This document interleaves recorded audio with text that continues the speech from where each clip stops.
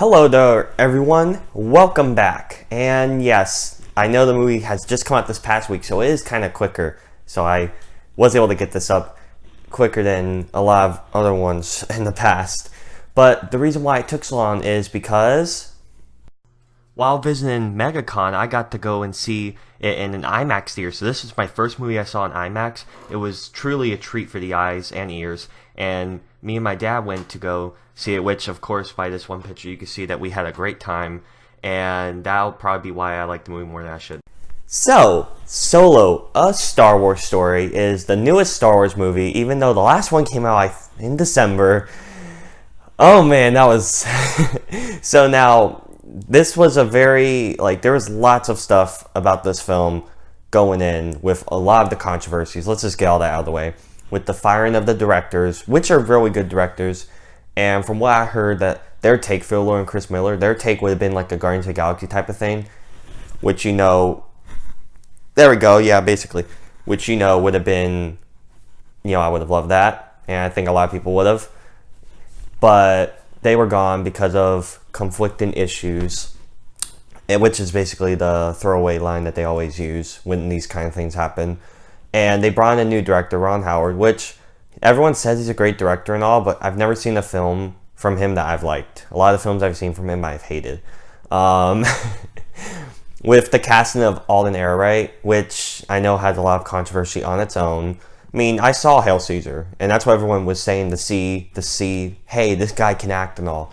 And he was the best part, yeah, but I didn't think he looked or could fit the type for Han Solo. I didn't want this movie. I've been wanting that Obi-Wan movie, which I know a lot of people are asking and wanting for. So why they continuously not do it? And they're making a freaking Boba Fett movie. It's stupid. But going all that aside, I actually really like this movie. I wouldn't say it's perfect or anything, but it wasn't as bad as I was thinking. My expectations were so far down to the ground, and I had a great time with it. And let me just get right back to Alden Ehrenreich. He was really good. I'm not gonna lie. I liked what they've done with the character on stuff that they've introduced into his mythos. And I mean, I didn't want to really know about him because I know a lot of his coolness and all is secretive and you don't know where he came from at all. But what they did, I thought, hey, that was pretty good. I kind of like how the journey goes. Like, he's basically just, he's on this planet. He wants, I'm not going to spoil anything. It's not like anyone, I don't really cares, but just in case you care, I won't spoil anything. And I just like the journey he goes on. I love how him and Chewbacca met. I thought that was brilliant. That was probably my favorite interaction in the film. Woody Harrelson was excellent, of course. He's usually great in these movies. Not just in these movies, just any movie, really.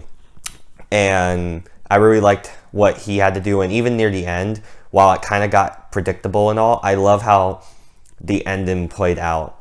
I thought, I liked it. I'll give you a hint. I liked how in Pirates of the Caribbean, Dead Man's Chest, something similar like that happens in here. And I love it when moments like that happen. Emilia Clarke, who's that one girl, the dragon lady from Game of Thrones, she's in here. I forgot her character's name. It starts with a Q, though, I think. Kira? I think it's that. She was okay. There wasn't really that much to her, really. I mean, she was in it a good amount, but I wasn't really invested with her at all. Paul Bettany is just a throwaway, typical villain, basically. There is this one cameo at the very end of the movie that made my jaw drop, and I was like, amazing. It was excellent. And it potentially, the movie potentially sets up something else. And with this new Boba Fett movie coming out, I think that's the thing that it's setting up. I think that's going to be like a sequel to this. So we might see this Han back again. But some other parts, okay, I've been overpraising it a little with some critiques, so let me add some more. I really did like Lando. I'm not going to deny that. Donald Glover was probably an MVP in this movie. But the droid, now, usually the droid characters are my favorites in these movies recently. And just period. I just love the droid characters. But this one, I don't know. I mean, it has its moments, but other moments made me cringe. Cringe hard. And some of the stuff it was blabbing about, I was not really, into. It felt really forced. It's not that it's bad and all. It's kind of cringeworthy. If you guys know what I'd be talking about if you were to see it. And I gotta say, sitting in the theater, a lot of people kind of got mad, and I was thinking, oh man. But that's that. Near the end, also, like, some of the action, like, the action's really good at some parts. I love some of the angles and all that. But there was this one ship part near the very end that I was like, I don't really care about. So yeah, with all that, and those basically my thoughts on the movie. Having said all that, I'd probably give this film a 6 out of 10. But while I'm here, I might as well give my talk about the box office. Now, I was predicting this would happen. I knew with all these 3 movies opening up so close to each other back in May, I knew something was going to have to give. Luckily, Avengers moved up a week, which kind of messed up everything else. And working at a movie theater, that really messed up a lot of stuff because of scheduling conflicts and all that to prepare for it before they did it. But all that aside, I'm glad that moved up a week. But now it'd be Deadpool 2 and Solo getting destroyed. Because not only is Avengers still in theaters doing its damage, but Deadpool 2 got hit by that, especially with that low. I mean, 125 is huge, but they were predicting 150, so that kind of got screwed. And then Deadpool also got screwed even more by dropping a whopping 77%, I hear, from analysts like on Box Office Mojo and Forbes and all. See how here Deadpool 2 did 125 million, which, I mean, wasn't bad, but it wasn't as good as they were predicting. And then here, Solo you see Deadpool, not technically 77, but still in the 60s. And Solo didn't even crack 100 in 3 days. For the 4th day, it barely cracked 100, which is just awful for Star Wars. And Deadpool got hurt really bad as well as a result of this. But Infinity War still clinging on, which is awful. And now Solo, which was expected to open to 150, is now opening at 83. That's ridiculous. And on the 3-day weekend. 4-day weekend, it says 101. But still, that's awful. I was expecting it to open pretty low as well, but again, money's money, but that's what funds these movies. So, and if it opens really far below, it shows that the people that weren't a fan of the previous movies, including Last Jedi, a lot of the audience disinterest in a Solo movie and all that hajah. It really took its toll on this movie.